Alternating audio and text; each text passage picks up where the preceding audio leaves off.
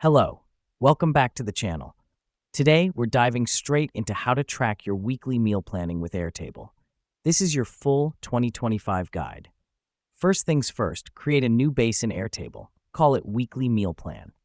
This is where you'll keep track of all your meals. The reason we do this is to have a central place for all your meal planning data. Now that we've done that, it's time to set up your tables. You'll need a few basic ones: meals, ingredients, and grocery list. This helps us because each table serves a unique purpose.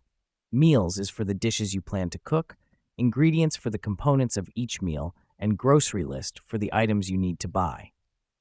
Next up, let's talk about how to input data. For each meal you plan to cook during the week, add a new record in the meals table.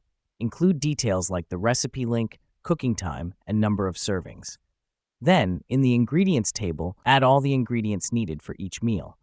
This is crucial because it helps you keep track of what you need for each dish. When you've done this for all your meals, it's time to create your grocery list. In the grocery list table, add all the ingredients from the ingredients table. Let me explain why this matters.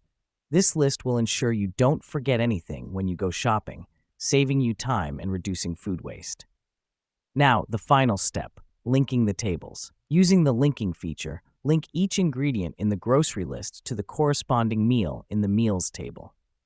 This gives you a clear overview of what ingredients go with which meal, making cooking easier and more organized. And there you have it. With Airtable, tracking your weekly meal planning becomes a breeze. It's an efficient way to organize your meals, ingredients, and grocery list in one place. It saves you time, reduces stress, and helps you eat healthier. Thanks for joining us today. Until next time, happy meal planning.